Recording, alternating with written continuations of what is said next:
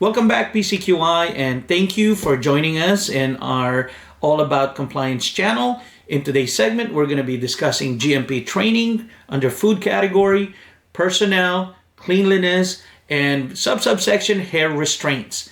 Here we go again.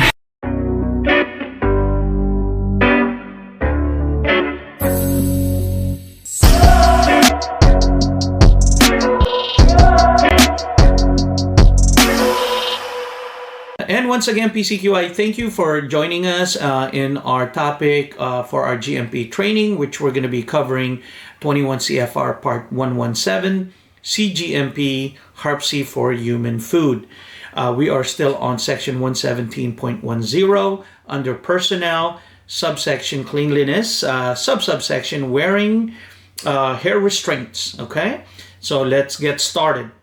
So cleanliness, all persons working in direct contact with food, food contact surfaces, and food packaging materials must conform to hygienic practices while on duty to the extent necessary to protect against allergen, cross-contact, and against contamination of food.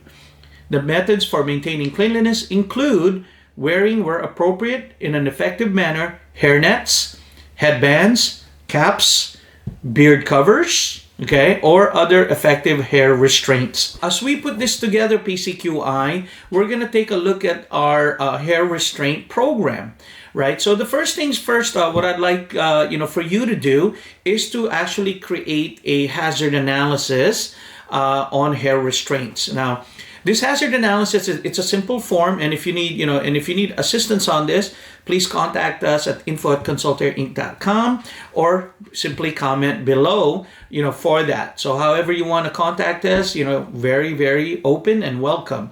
So now let's go back. So on your hair analysis, you're going to basically make an assessment, step back and kind of watch what's going on. I recommend you start where the warehouse is, where the material comes in. Okay, so you're going to be playing not just food safety, but also on the food defense part of it against yourself. So you're basically, quote unquote, the intruder on this point, and you got a product coming in and you're trying to protect that product from you. Obviously from hair, right? And I'm super guilty of that. As you can see, I'm wearing a very long sleeve with cuffs, right? Depending on my process for the day, it depends on what I'm wearing. So in this event, on your warehouse and receiving, are you going to require your receiving personnel, to wear, hair restraints, hair net, beard covers, caps and whatnot, for that particular activity when they're offloading and putting it on your hold zone? If you are doing your test and release protocol, what does that look like? And do you allow QA or QC when they're performing their verification activities or testing for that product? What is their PPE at this point, or their hair restraint? What does that look like? Because are they going to be opening up the product, touching it, right? This is also correlating to the glove maintenance we previously talked about. But let's just keep our focus on the hair, because sometimes I'm all over the place, like right now.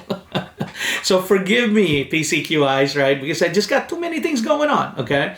And I really want to share this with you with enthusiasm. And anyways, here I am again. I'm going off tangent. Apologies. So, okay, let's go back to our QA/QC. They're on the spot, and they're going to take a sample, perhaps sending it to the lab or to the in-house lab, or just a basic visual inspection, right? So, we're going to have to protect the food from ourselves. If I'm the QA/QC or designee that's going to be performing this function. So obviously, am I required to wear a hair restraint, covering and whatnot? So that's the first thing, PCQI. What is your procedure for that? What is the policy for that? And of course, if you're going to have that, you're going to have these stations, right? Make sure they are, they're replenished. I don't know if you're going to use color coding on hairnets. Some they have red, blue. There's so many different variety of colors. Obviously white or beige is one of the common one. So if you're color coding, put those on your policy. Red could be a visitor. or a contractor that's not part of your core team. So they could be easily monitored through whatever CCTV when they're walking around or performing their activity while they're in your facility.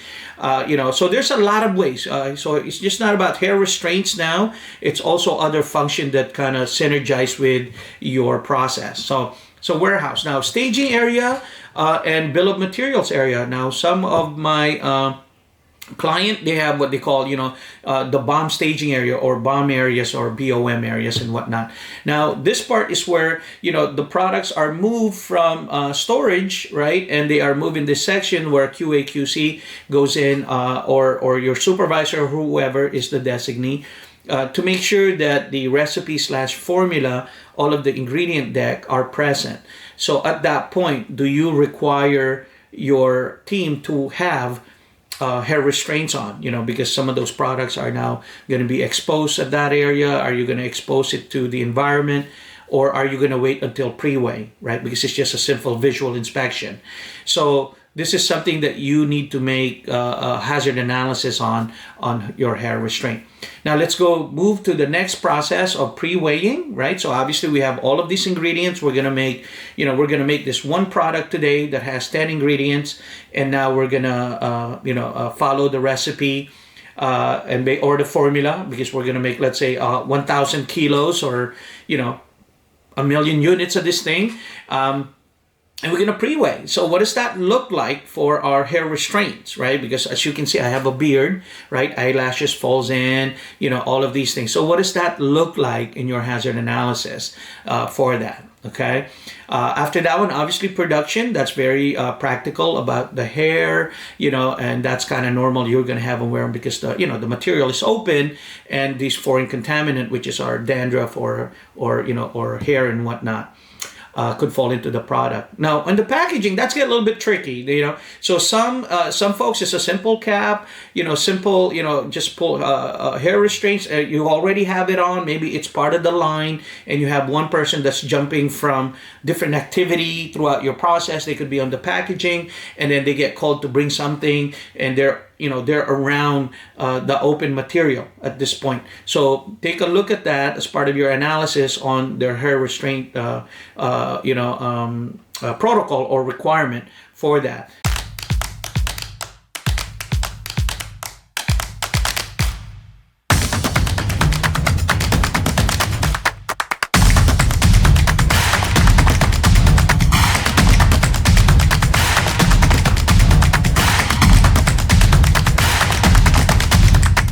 Now, the other part of this is, do you have all the consumables, items available? So that's kind of part of my assessment sometimes as I ask for senior management to support, right? It's part of our management commitment, for our owners and operators. Basically, the cost, right? So, what are we going to use? Are we going to use, disposable hair nets,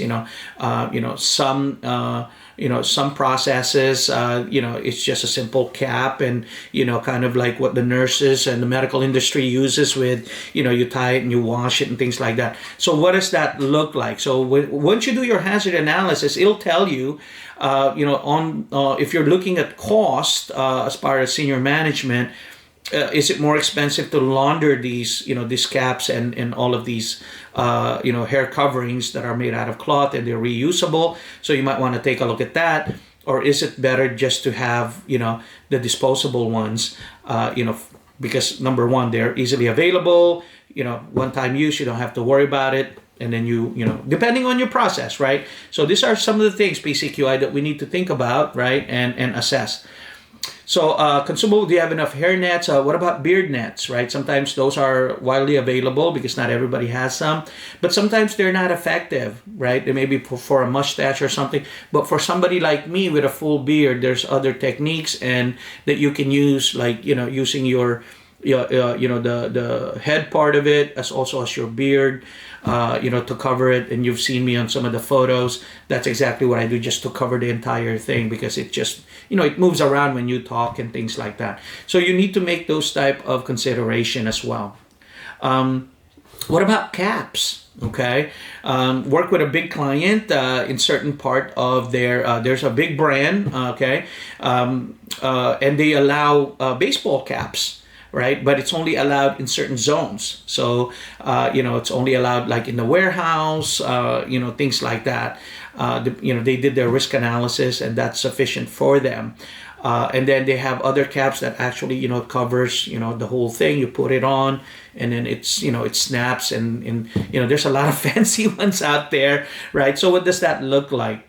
Headbands, right? Especially on under the perspiration. So we're gonna cover that. Do you allow that? So headbands also are utilized for ear warmers. Especially if your team is going in and out of refrigeration units and things like that. So what is your policy for that? Face mask. Due to the pandemic, some of our facilities are keeping that practice because of it can cover the mustache. It could be a part of a facial cover, and also the breath, depending on the risk of the product.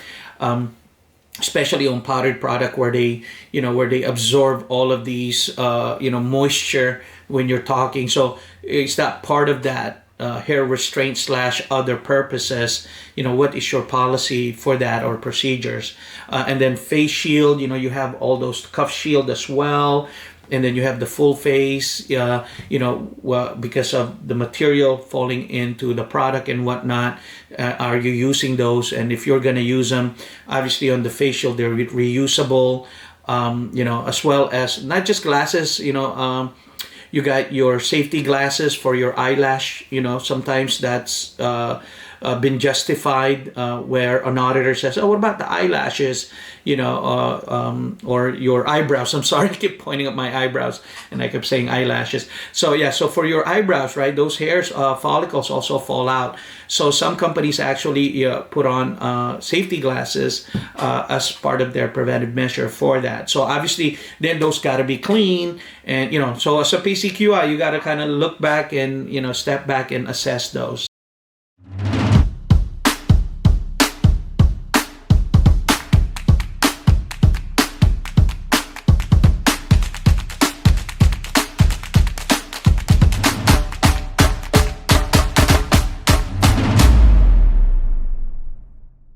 The other part is on this hair restraint program that you have that you're going to be putting together. Also, keep in mind the mirror, right? Get a stainless steel mirror. Stay away from the glass. Obviously, sometimes people they horse around. It's just human nature. It's just sometimes you see your teammate. They're just kind of playing around and or laughing or whatever, just being humans. And next thing the elbow hits the mirror and it breaks, right? Or if you're wearing bump caps, and which we'll cover here shortly, things like that. You know what I mean? So stainless steel mirror is highly recommended, for that, so you can actually make a full assessment of your hair restraints, PPE. Before you move on to the next stage of putting your outer garment covering on. And that's another part of it, donning procedure, right? So what does that look like? So do you have a pictogram? Did you put something together where you go from head to toe, right? The top to bottom process.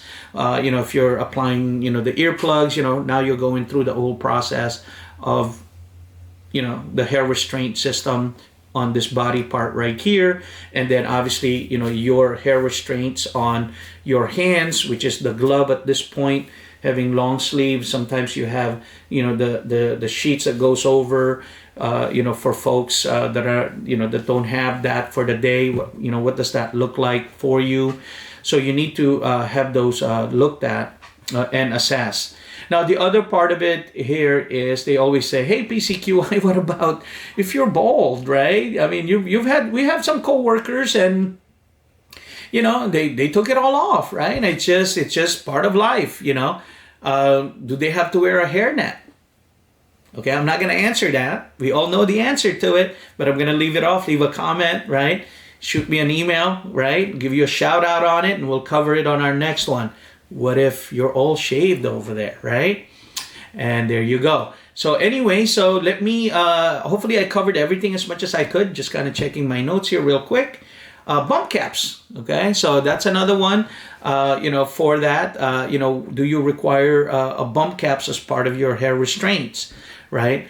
You're looking at it, well, Arnell, we have the hair nets. What about the bump caps, right? We use those, are those required? Now, I'll just touch base on it because we're part of the head conversation at this point on our hair restraints. So on bump caps, right, so certain OSHA regulation in certain height that you have something that's stored above somebody's head. What I mean by that is around about 6 feet. So what I mean by that is when I'm doing a safety audit and I'm walking around, you're gonna have wires, right? That you plug in, or it could be hoses. They could be air hoses, water. All of these things that retractable, and a lot of it really is the electric cords, right? Because we tend to don't want them to be on the floor. So we have them hanging from the ceiling. So you tend to hit your head with those things. So that's where the bump caps, come into play. Okay. Once again, PCQI, thank you for joining us in our All About Compliance channel. If you see value to this content, please share it with our fellow PCQI. Subscribe, so as we upload these on a daily, weekly basis, you'll be a part of our story and a part of our food safety management system improvements. Till then, PCQI, have a great day. Stay strong. Bye for now. Contact us, and don't forget to share, like, and subscribe. Thanks again, PCQIs. Have a good one.